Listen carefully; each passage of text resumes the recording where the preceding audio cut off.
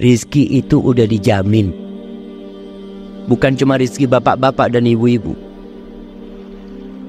Pernah ngelihat rayap ibu-ibu? Subhanallah. Tahu-tahu meja di rumah sudah habis dimakan rayap. Memang rizkinya rayap itu.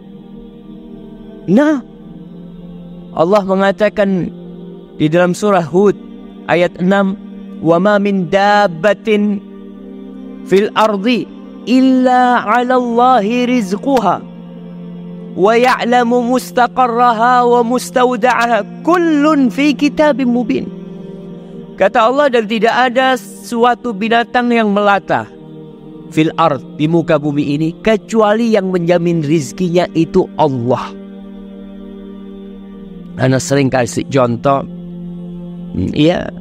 dengan binatang-binatang yang di hutan. Itu binatang tidak pernah sekolah, tapi bisa makan. Kalau rizki itu tergantung ilmu, berarti profesor ekonomi itu orang paling kaya. Tapi ternyata ada yang lulus SD lebih kaya dari profesor. Profesor tetap jadi dosen, ngajar, jelaskan tentang bagaimana supaya kaya. Tapi dia nggak kaya-kaya, padahal dia punya ilmunya. Yang kaya malah mahasiswanya. Lulus buka usaha kaya, dosennya ya tetap sampai mati jadi dosen. Ingat, rizki itu bukan karena ilmu. Enggak ikut ilmu jemaah, enggak ikut titel lah. Allah yang telah menentukan. Makanya kita lihat binatang-binatang keledai, binatang yang paling bodoh. Seharusnya dia itu mati sejak lahir. Kenapa? Oh, bodoh dia, Ustaz. Gimana dia bisa makan? Ternyata bisa makan dan sampai punya anak. Mungkin antum berpikir, Masya Allah, masa anak takut? Ada orang yang takut mau kawin. Keledai gak pernah takut kawin dia. Gak pernah mikir nanti gimana anak-anak makan apa. Gak ada. Allah udah jamin. Wa ma min dabbatin fil ardi illa 'ala Allahi rizquha. Dan rizki ada yang dari langit, ada yang dari bumi. Kita gak tahu rizki kita lewat mana, kecuali ketika rizki itu sudah sampai. Karena rizki itu rahasia Allah. Bapak-bapak, ibu-ibu, kok bisa tahu rizkinya ada di Qatar? Baca di kitab mana? Saya kayaknya rizkinya di Qatar, tulisannya sih. Berangkat nggak ada.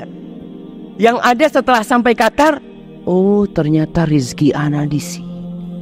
Setelah sampai, wa ma tadri nafsun madza taksibu ghada. Nggak tahu orang itu apa besok yang akan dia dapat, nggak tahu. Tapi setelah kita dapat, kita tahu. Ada kisah Asmu'i atau Asma'i. Dia salah seorang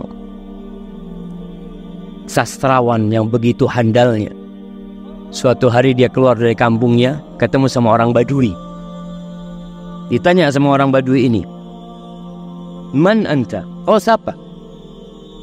Sambil naik ontanya nih. Asmu'i juga naik onta. "Qala min bani Asmu." "Aku dari Asma." "Qala antal Asma'i." "Engkau Asma'i yang terkenal itu, sastrawan." "Qala iya, nah." "Kau dari mana?" Maksudnya ini datang dari mana? "Qala min ardin yutla fiha kalamur rahman." "Aku baru datang dari sebuah kampung yang di situ dibacakan firman Allah Subhanahu wa taala."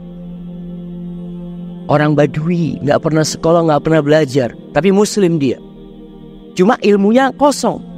Maka dia bertanya, "Alirrahmani kalamun yatluhu adami?" Apakah Allah itu yang Maha Pengasih Ar-Rahman itu memiliki firman yang dibaca oleh anak Adam? Qala na'am. Iya. Coba kau bacakan. Kepingin dengar Al-Quran. Selama hidupnya tidak pernah dengar Al-Quranul Karim. Lalu Asma'i membacakan surat Adz-Dzariyat. Wadz-Dzariyati dzarwa. Sampai kepada firman Allah di ayat ke-22. Asma'i membacakan, ini orang dengarkan terus. wa fis samai rizqukum wa ma tu'adun. Dan di langit itu ada rezeki buat kalian. Rezeki kalian itu dari langit. Dan apa yang dijanjikan untuk kalian itu ada di sana. Terus orang Badui ini tanya, ahadza kalamur rahman? Ini yang kau baca benar, ini firman Allah. Turun orang Badui. Hasbuk, cukup, kata dia. Turun. Dia sembelih ontanya. Dia potong-potong, nggak dikulitin. Terus dia panggil Asma'i, kau bantu aku nih, bagikan kepada orang-orang yang lewat. Onta yang dinaiki. Dibagikan semua, pedangnya itu dia pukulkan supaya nggak tajam. Lalu dia mengatakan selamat tinggal kepada Asma'i sambil membaca firman Allah, wa fis samai rizqukum wa ma tu'adun. Yakin kalau rezeki itu dari Allah Jalla Jalaluhu, bukan dari bos, bukan dari atasan, bukan dari suami. Karena terkadang ada wanita-wanita ketika diceraikan hidupnya jadi melarat. Karena dia berpikir, anak kalau cerai ini siapa yang ngasih makan anak? Allahu Akbar. Engkau muslim, engkau mukmin, nggak pantas bertanya seperti itu. Kau ketika di perut ibumu, siapa yang ngasih makan engkau? Kau belum bisa bergerak, belum bisa berdoa, belum bisa berusaha, tapi Allah sampaikan itu makanan ke dalam. Maka Badui ini pergi, jemaah, meninggalkan. Kata Asma'i, ajib, aku berulang kali baca ayat ini tapi tidak membekas di hatiku. Tapi ini orang Badui pertama kali dia dengar, langsung menumbuhkan keimanan.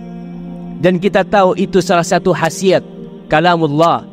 Idza tuliyat alaihim ayatuhu zadatuhum imana wa ala rabbihim yatawakkalun.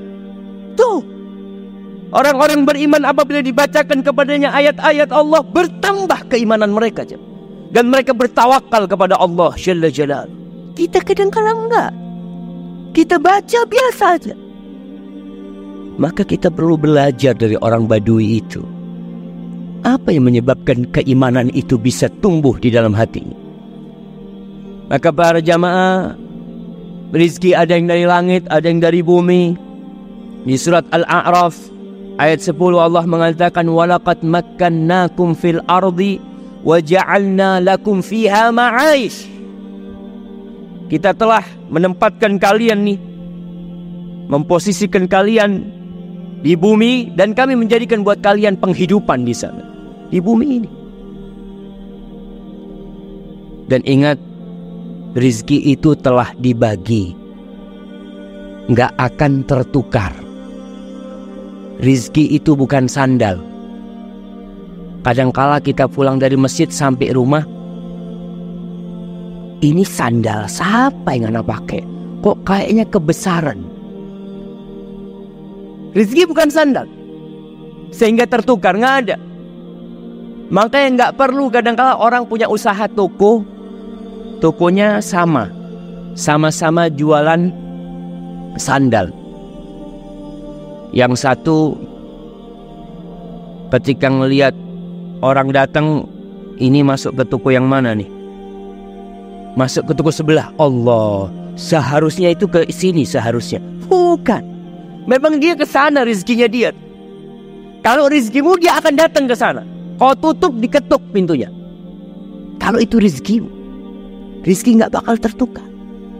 Allah mengatakan, nahnu qasamna bainahum ma'isyatahum fil hayatid dunya. Di surat Zukhruf ayat 32. Nih, kita kajian udah berapa ayat nih yang kita dengar. Tapi ada bekas enggak di diri kita? Kadang-kadang enggak. Maka kalau belum ada bekas, ayatnya ditulis, pulang dibaca. Mungkin penjelasan Ustadz kurang lengkap, kurang sempurna sehingga tidak membekas di dalam jiwa. Maka antum perlu untuk baca lagi. Baca tafsir Ibnu Katsir, baca tafsir At-Tabari. Apa yang mereka katakan tentang ayat yang dibacakan tadi?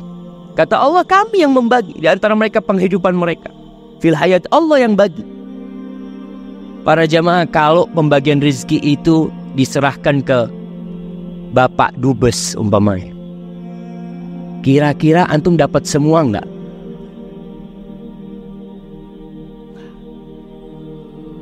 Kalau pembagian rezeki itu diserahkan kepada Bapak Presiden, kira-kira semua warga Indonesia akan dapat enggak?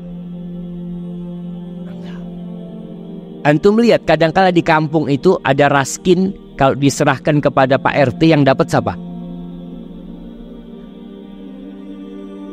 Yang dapat siapa?